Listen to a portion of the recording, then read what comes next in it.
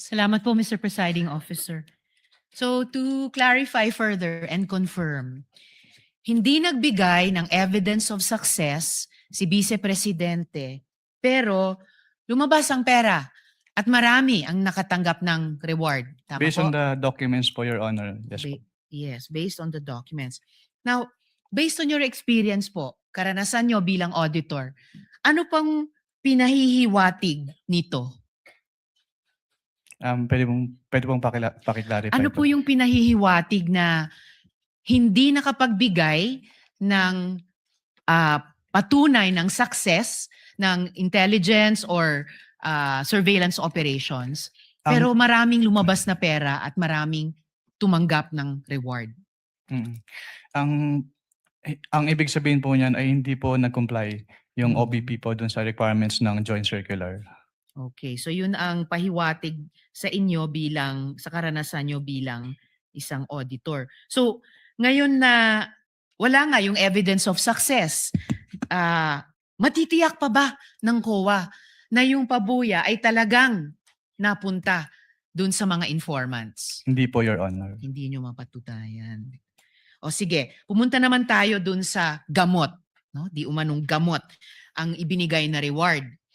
So muli, sa karanasan po ninyo sa ICFAO, and based on your expertise, normal po ba iyon na gamot ang kapalit ng intelligence information? Hindi po siya normal po, Your Honor. Hindi normal. Naranasan nyo na po ba ito dati na gamot ang bayad para sa impormasyon? Hindi pa po. First time po dun sa may OBP po, Your Honor. Okay, first time po dito sa OVP. At ito pa yung palaisipan, kung may sakit talaga yung tao, naimbestigahan niyo po ba sa ICFAO kung bakit kailangang magbigay muna ng intelligence information bago siya bigyan ng gamot? Hindi po, Your Honor. Hindi nyo naimbestigahan.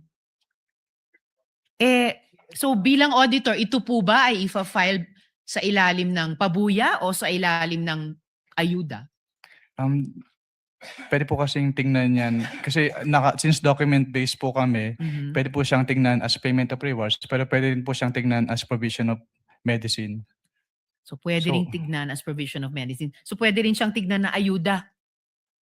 Kung Hindi yun po yung ibig pabuya. sabihin ng provision of medicine, pwede rin po. Pwede rin. So kasi, paano yun? Yung mga informant po ba, most of the time, may sakit? I wouldn't know po. Natanong nyo ba kung ang gamot na yan ay para saan?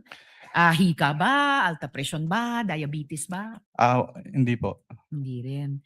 And ayon po dito, si Mary Grace Piatos, ayon sa isang acknowledgement receipt, si Mary Grace Piatos ay nakatanggap ng 70,000 pesos worth ng gamot bilang pabuya.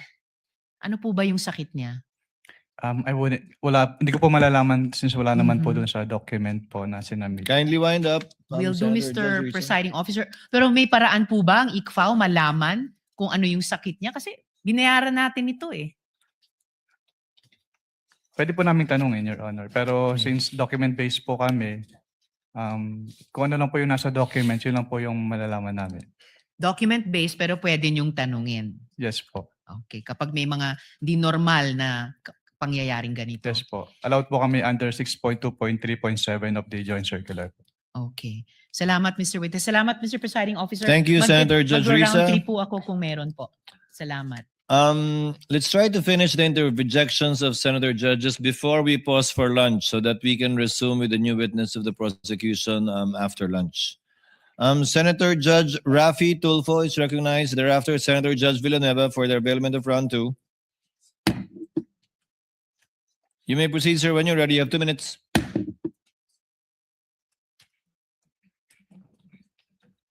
Thank you, Mr. Presiding Officer.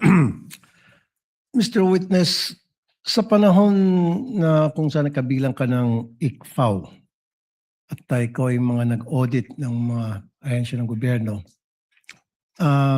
meron ka na bang, bukod sa OBP at saka sa Deputy under PP Sara, meron ka na bang ibang agency ng government na na-issue niyo ng disallowance? Sa pagkakalam ko, meron na po. Ano itong mga agency na ito? Hindi ko po pwedeng i-disclose. Your Okay. Honor. At bakit? Bakit siya na-issue ng disallowance? Dahil yun nga po, since ang basis lang po namin ay yung joint circular, hindi po compliant dun sa provisions ng joint circular. Hindi compliant. Okay, so nung na-issue ng disallowance yung office ni BP Sara, ano yung naging tugon nila? Wala na pong personal knowledge, Your Honor, kasi wala na po ako sa ICFAO. Okay. Nabanggit mo rin na ikaw nga'y pinuntahan sa tanggapan mo sa COA para magkaroon ng tinatawag na audit query. Yan bang kauna-unang pagkakataon lamang na meron government agency na pumunta sa opisina mo para makipag-usap sa'yo?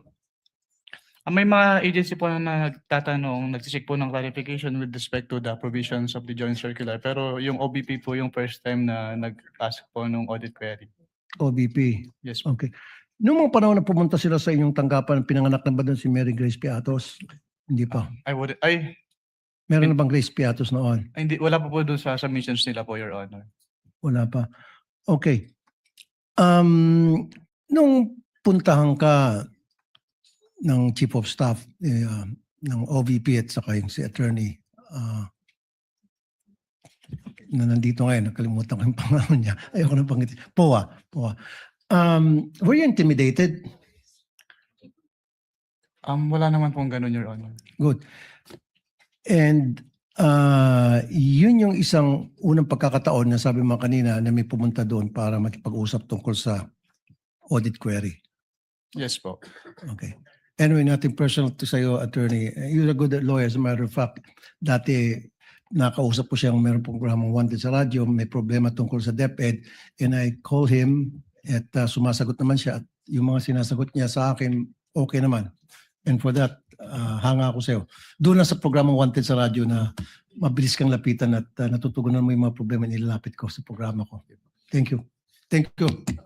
Thank you, Senator Judge Rafi. Mr. Senator Chair. Judge Joel. Mr. Presiding Yes, Officer. what is the pleasure I of don't know if counsel this for is in order, so I would just like to ask if you would allow me to do so. But since I've always been, I was alluded to and references were made to the meeting.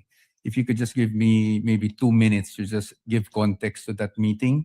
But if I'm not allowed to do so, then I will submit to the ruling of the presiding Unfortunately, officer.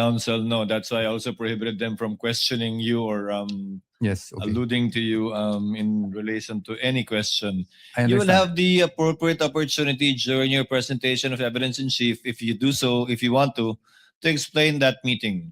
Although I watched you This is- trying to explain it yesterday already, which I will address later. But we will cross the bridge when you present your evidence in chief, Attorney Pao. You will have your chance. Thank you. I respect that, Mr. Presiding Officer. Senator Judge Villanueva, you have 2 minutes, sir. You may